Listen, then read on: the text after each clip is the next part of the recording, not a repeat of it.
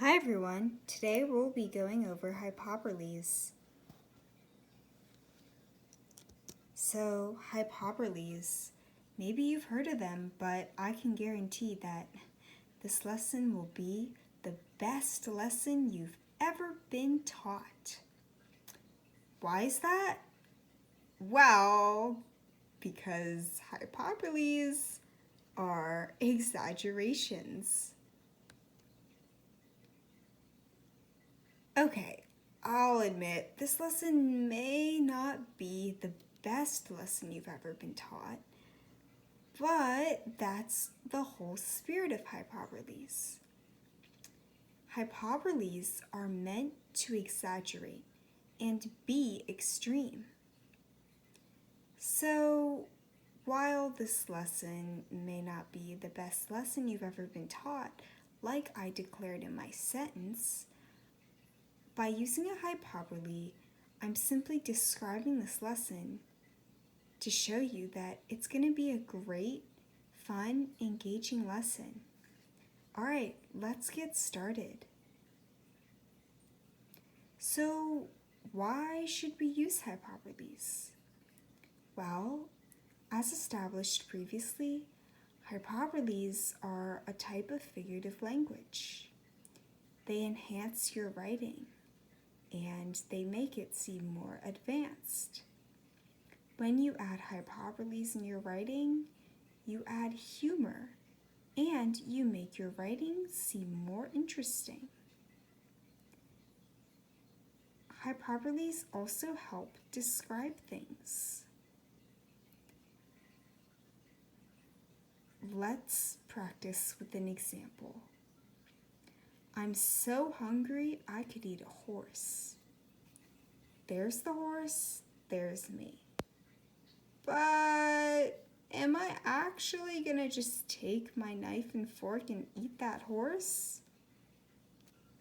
Of course not.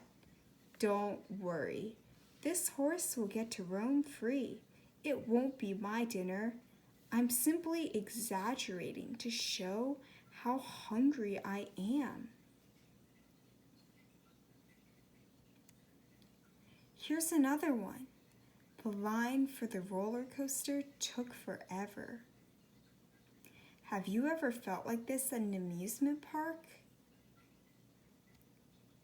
Did the line actually take forever? Of course not. That would be impossible if it took forever. How am I talking to you right now? But you, the reader, get the point that the line took a very long time. Think about how much more boring the sentence would be if I had just said, the line for the roller coaster was very long. Here's another one. I have mountains of homework to do. While it may feel like I have a mountain of homework to finish before I can relax, do I actually have a whole mountain of homework? Of course not. My teachers aren't that cruel. That would also be a lot of papers. But I'm just trying to show how much homework I have, which is a lot.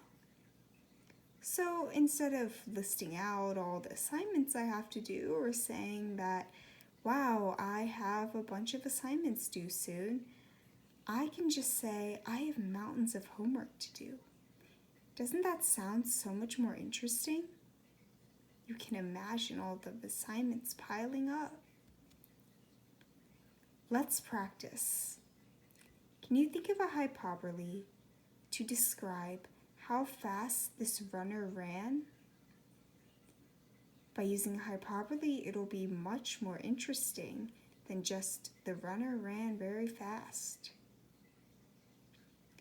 How about this? The runner ran as fast as the wind. We know that that's impossible. We can't run faster than the wind. But in doing so, I established that the runner ran pretty quickly. Here's another example. Can you think of a hyperbole for how tall this man is? I could say, wow, that man over there is very tall. But isn't that kind of boring? Let's use a hyperbole and say, he was taller than a house. Is that possible? Of course not. How can you be taller than your own house? But by using the hyperbole, the reader gets the sense of how tall the man was. Very tall. Thank you. I hope you learned more about hyperboles, and I hope you will begin to use them in your writing too.